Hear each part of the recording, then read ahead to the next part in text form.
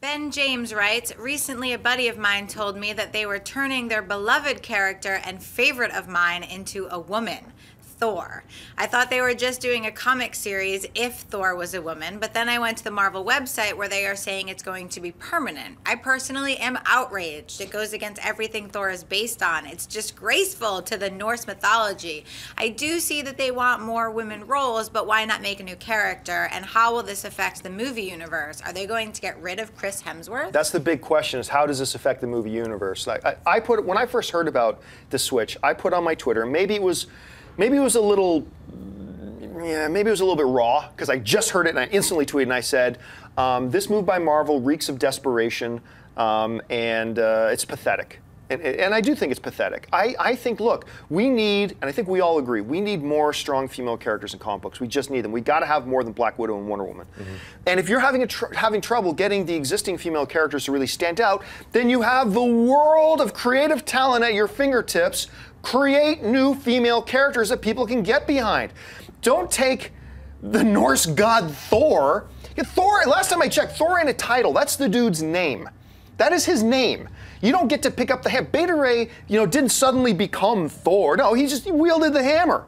I'm outraged by this, but who cares? That's the side point. The big question really is, how does this affect the movie universe? How does this affect the Chris Hemsworth stuff? I don't think it will at all. I don't think Marvel is going to cross this up. I think, we've got our Thor in the movies. He's been Thor for however many decades in the comic book world. He's going to stay that for the movies.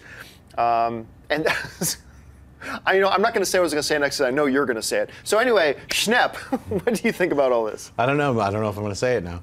I think it's great, honestly. It doesn't bother me, because Thor was a frog in the comic books. If you remember, go back into read your history books. Like in the late 90s, Thor became a frog for about 10 issues. But they're saying this is it now. No, it's not. They're saying this is permanent.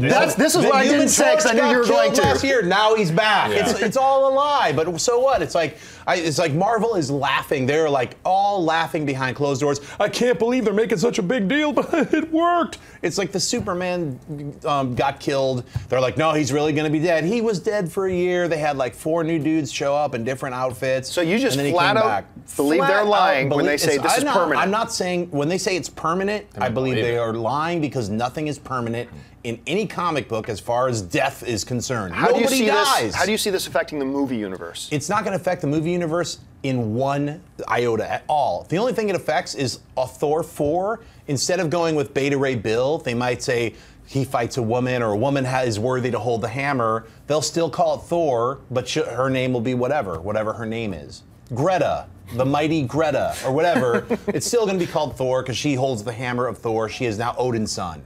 The magic meow meow or whatever. But yeah, it's not going to affect the movies at all. I think it's a great gimmick. I saw what the new Thor looks like. She looks badass. I was like, hey, it was a cool concept. I might even buy the new Thor. You got me, Marvel. I'm going to probably buy it. I will, because I was like, I want to check it out and see how they're going to do it different. So, and let's say if Thor is struggling, number 55 on the comic chart. That's all I'm saying. About 36, every comic issues. Is struggling, so you can't really be mad at comic book publishers for trying to reinvigorate a character that's been around for 30 years. They've told every story. Ragnarok's happened like 8 times. Beta Ray Bill's come back like 1,000,000 times.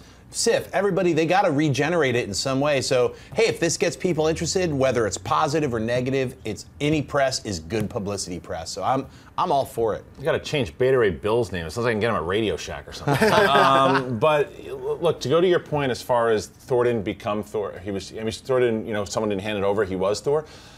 To the Dread Pirate Roberts, there was one, and then he handed it off. Right. So if that's the case, if Thor is handing it off, and that's what they're going to do, I actually dig it. I like it. I think that, and Joss Whedon tweeted out yesterday about, oh, this is an outrage. This could never work, right? And then he tweeted out a picture of Katie Sackhoff as Starbuck. People went nuts when she was going to be Starbuck, and that worked out well. So I actually really like it. I want to see if they do the Dread Pirate Roberts angle of it all, and we'll see if she's cool. And this goes to the point of, does it affect Marvel movies? If it's a popular angle, then it might. Because down the line, if people love this and it works out for the best, and then everyone who was against it loves it, this character really worked out, this female Thor is awesome, then they're going to want to bring her into the movies. Right. But if it doesn't play out, they don't have to use her. They just use Hemsworth for as long as they have. Yeah, if Hemsworth wants a break, he's like, look, I'd like a year off. It's like, go do whatever your God stuff does on normal days. You know, get a new person. Hey everyone, if you like this video, click that thumbs up button and make sure to subscribe to our AMC Movie News YouTube channel. It's free and helps you stay up to date with all the latest movie news, as well as our daily AMC movie talk show.